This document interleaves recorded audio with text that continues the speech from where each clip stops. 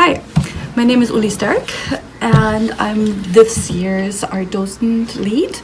And Amy Pitt and I wanted to show you how to do some wall pockets. This is our project for second grade.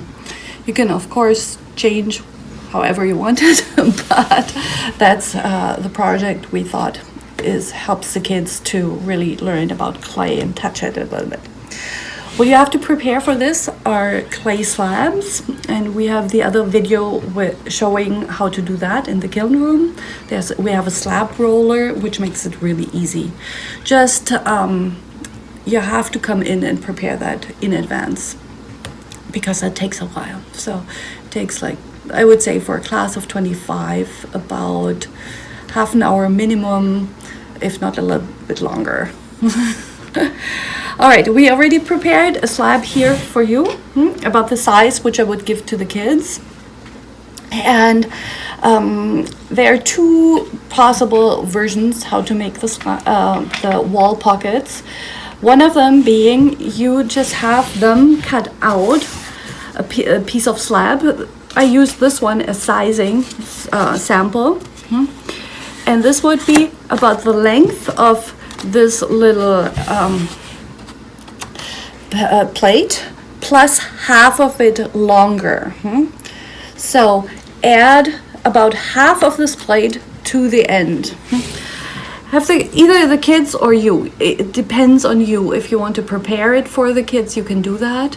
Second grade takes a bit longer if you have them cut it by themselves, but it really is up to your own decision.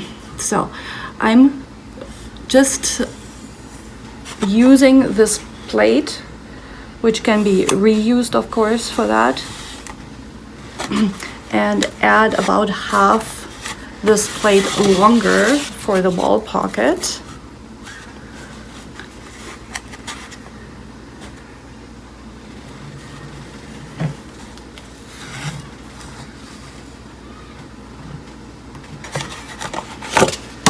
So we have a nice rectangle slab here, and now I'm going to cut it out by just pushing the tool you give them on through all the way through the canvas board, through to the ground.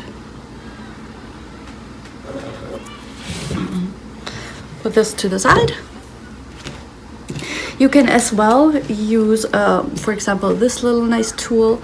This has relatively sharp edges, but we have a lot of other clay tools in here, and you can choose. I would not give the kids this nice knife, even though if you use it anytime, it's perfect for that. But the kids can also just use normal rounded tools or this little wooden stick with a pointy area side.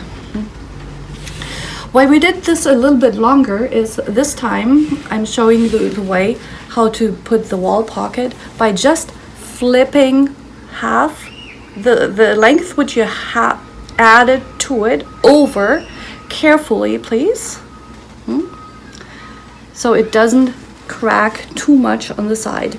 I already see this slab is relatively dry already, so you have to watch out that you add maybe some water there to prepare it for that. And after that, they can form the clay already as a little pocket here in the middle. They can pre-form the little pocket, just pushing on the sides, and have a look if they like it. If the slab has little areas like this where it opens up, because it's too dry, or had an air pocket in there, have the kids really just use their clay tools, support with their fingers, and they can just scratch over it.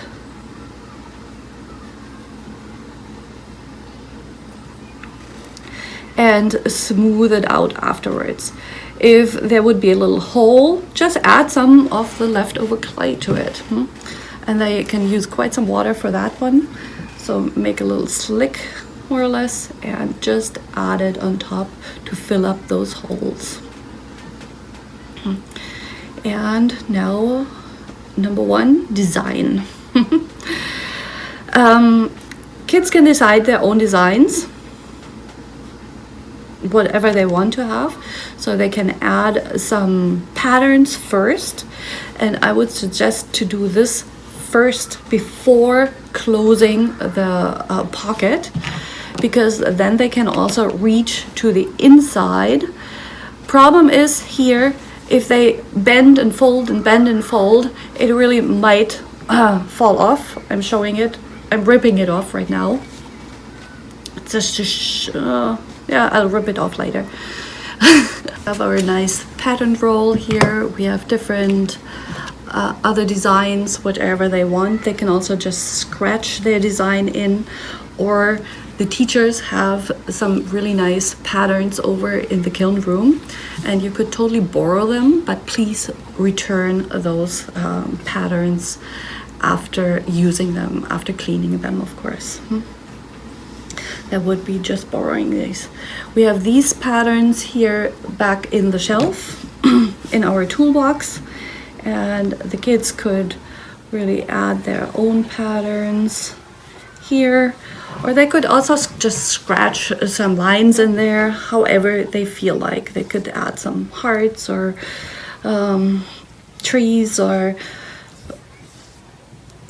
anything they want for that.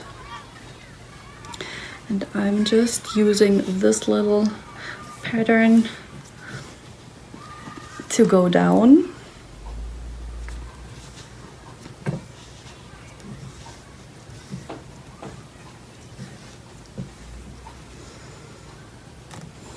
So when they fold it over later,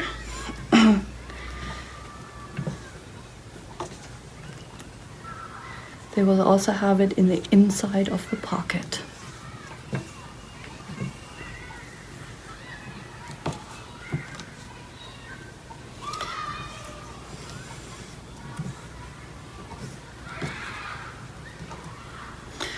Remember, when we fold it over again, this will be the outside. So they could also add whatever pattern they like. Now it finally fell off by itself on the outside. But always remember, when they put patterns on now, they have to be careful not to destroy those patterns later when attaching this little pocket to the rest of the clay.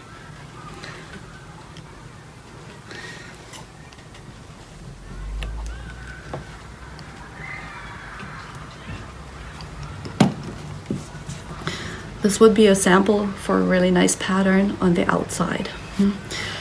If they want, now they could connect this little pocket, and here we come back to our nice scoring. And scoring means scratching both sides to connect them with each other. What I'm doing there, I use some water and our nice scratching tool. And really make nice little crazy scratches on both sides of the slab where we want to connect them. So check how far, how high you want to go on both sides. Just nice little scratches. You can always add some slick if you want. Slick is just really super wet clay, so if there's already like little pieces of clay in the water, just leave them in there, and you could add those too. Not necessary, but add some water here, and you'll of course have to do it on the opposite side, on the pocket side too, to be able to connect both sides. Scoring is really one of the major things here, because you want to make the surface area larger and to be able to really connect both parts of the clay. If kids do that really correctly, you might even have a waterproof pocket. I would not give any guarantee for that though. So make it really nice and scratchy on both sides. It's really like mud nearly on both sides, so you can nicely, or they can nicely connect it. And now kids, just add both sides to each other. Hold one hand in there and carefully push those sides together. They don't have to do it like I do here, but this is a good version how I gently connect both sides with each other without destroying the pattern too much. So see if all sides are nicely connected. We will provide some newspaper too to stuff in here after they're done. Right now they need to use their own hands to hold it up,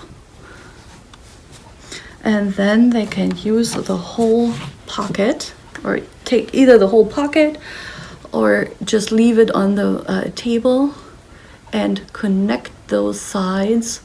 And they can choose if they want to have it more straight on the side or rounded, whichever way they want.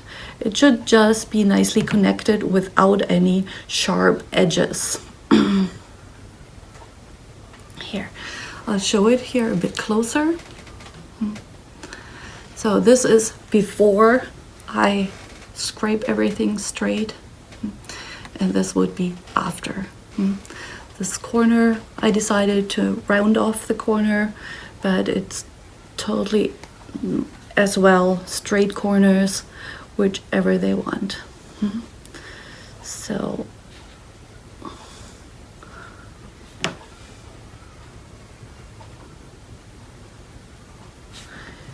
take off any clay which is too much, just put it on the side,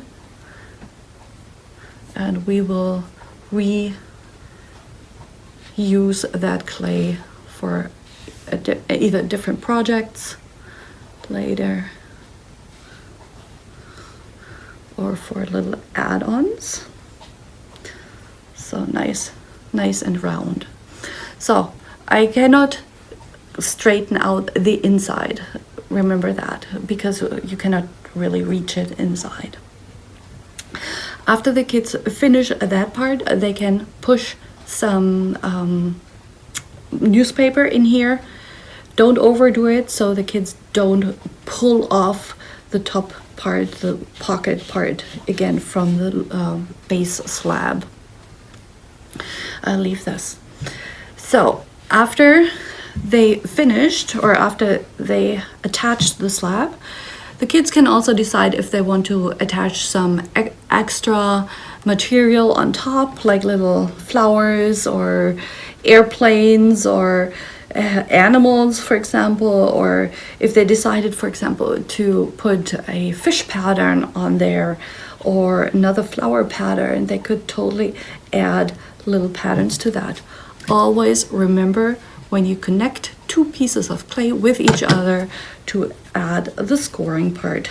So if you want to have an extra. Since they are wall pockets, please at the end remember to add, or have the kids add their own holes to be able to hang up those wall pockets later. Otherwise, if you forget, the parents have to go and find some other way to hang up those wall pockets.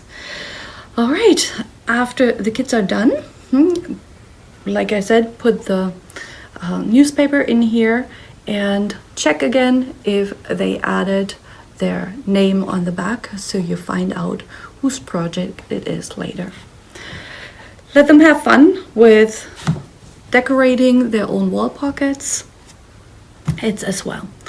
I will quickly show another version where you don't flap over the clay, or that would be just, you cut two pieces separate. So you cut the base piece first, and then you cut the top piece, which could be like I did, same form as below, or the kids could also just cut out another piece of clay whichever way they want. If they would want to add a really thin wall pocket, they really could just cut this part out, just a teeny bit, and attach it later to the top. Your choice how to do that, and if you want to give them more options or less. I always tend to offer less options because it takes away some of the chaos. Every kid has their own ideas for designs, and they can play around with their outside designs, with their patterns as much as they want, but the base should be the same. Have fun, let them do their own thing, don't help too much, but remind them of the scoring all the time. Have fun, thank you.